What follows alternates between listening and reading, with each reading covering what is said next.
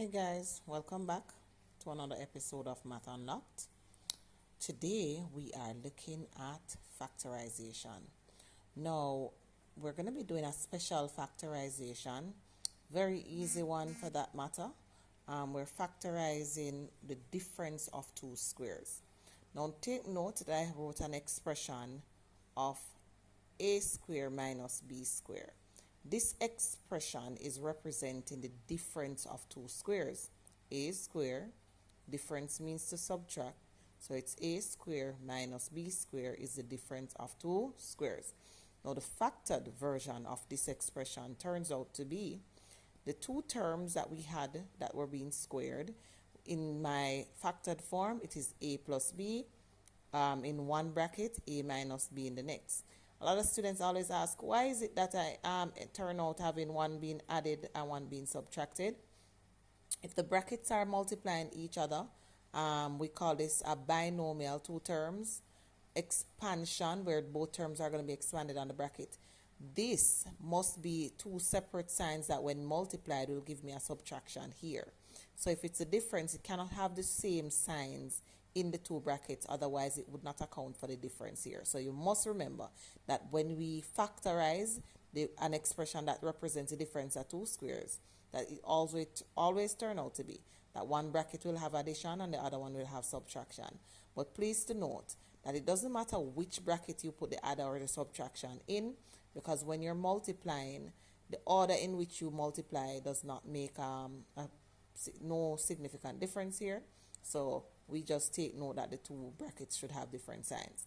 Now, I'm going to take you down a little street of where the whole idea comes from, because remember we had factorized quadratic trinomials, three terms, where we accounted for a, in this case a is 9, b, in this case b is 0, and why is b 0?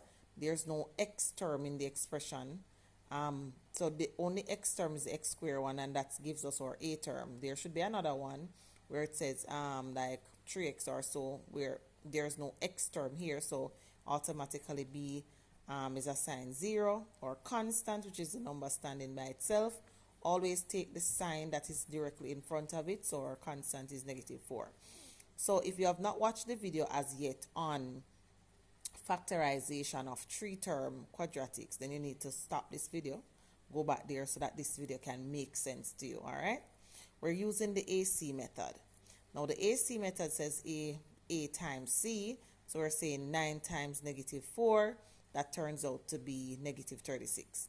So what we're really doing with the AC method, remember that we want to find two factors of 36 that when added will give us b, and in this case b 0. So the only way you can add two numbers and get 0 is if the two numbers are the same numbers. So if we look at the number 36, then we know that 6 times 6 is 36. It must be the same number that we're adding to in order to get 0. But we have to take note that one of them must be positive and the other one negative. In this case, one being positive, one being negative. So if I multiplied -6 by +6, I'd still get 36. And that takes care of one of our criteria of multiplying the two terms and getting the 36.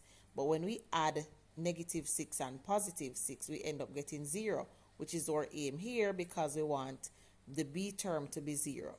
Now, we're going to be doing our replacement. So what do we replace? We're saying that this was 9x squared.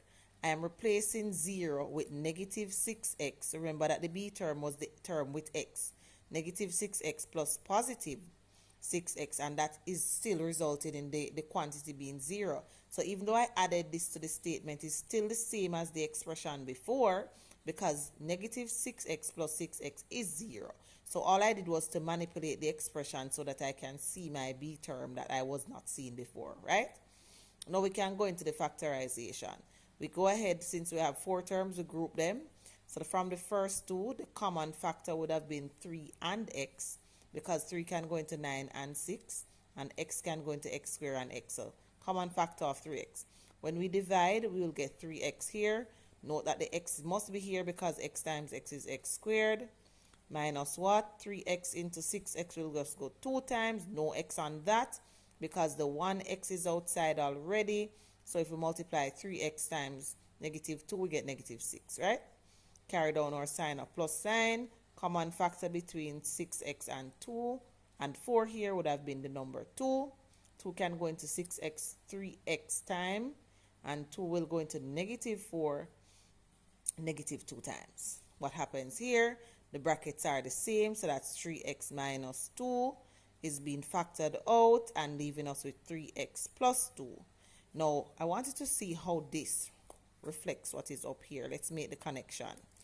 Now, 9x squared and minus 4 is actually the difference of two squares. How? We're not seeing it yet, but let's look at it. 9 is the square of 3, so I could rewrite 9x squared as 3x squared. That means that both the 3 and the x is squared. So that's a square number there minus 2 squared. What does that give me? I know that 9 and 4 are both square numbers, so I could rewrite them as the squares there, so that becomes 3x squared minus 2 squared. Now this expression represents what is right here, a squared minus b squared. So I'll take this as my a and that as my b. The factored version of that shortcut method says once it's the difference of two squares, we're going to be writing the two terms in the bracket, 1 plus 1 minus. And I did say that it doesn't matter which one of the bracket I put the plus or the minus in. So since this is a, that's 3x. Since this is b, that's 2. I'll repeat it, 3x plus 2. Notice how this shortcut method carried me right here. So this is proof that the answer is correct. But this is the shorter version.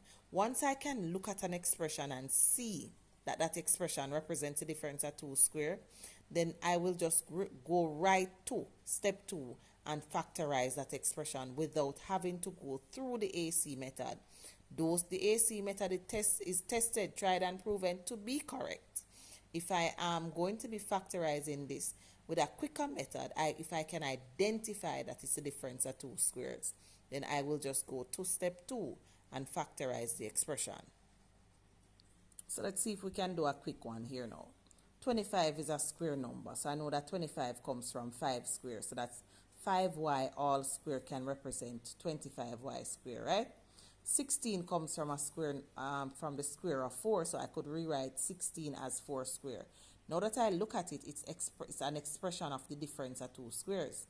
Now, once it's an expression of the difference of two squared, then I'm factorizing double brackets, 1 plus, 1 minus. I'm doing shortcut here. 5y is a, 4 is b. Remember, the a and b is repeated in both brackets, so my shortcut method, and I am done. Now, this is the factorized version of that. Now that I've given you the ones that work, I'm going to ensure that I do a misconception, right? Now, I see this and I'm tempted to think that it's the difference of two squares. Now, I'm going to tell you why it's not the difference of two squares. While 9p squared can be rewritten as 3p squared, there is no whole number that I could square and get 8. Some of you are tempted to think that 4 squared is 8, but 4 squared is not 8. Because 4 squared means 4 times 4, and that will give you 16. 8 is therefore not a square number. So this could not be factorized using the difference of two squares because it does not represent the difference of two squares. However, I could have given you 9p squared minus 1, and this would represent the difference of two squares. Why? It is very important that you know that 1 is the very first square number, because 1 can be written as 1 square and it is still going to be itself. So this expression is the same as 3p squared minus 1 square. Now this is the difference of two square, where I'm going to take my two brackets, 1 plus, 1 minus. I need to remember that this represents my a, so that's 3p, my b plus 1, repeat it, 3p minus 1. This is the factorized version of this, and I would have completed the process. Remember, when you're doing the difference of two square, check to ensure that the two numbers are square numbers. Check to ensure that you're doing subtraction, that represents difference. Once you identify that that is the case, you're going to be having two brackets, 1 plus, 1 minus.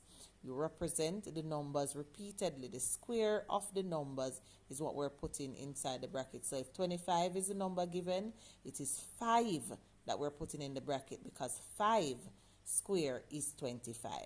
All right? I hope you would have learned something. Remember to like and subscribe and return for much more videos to come.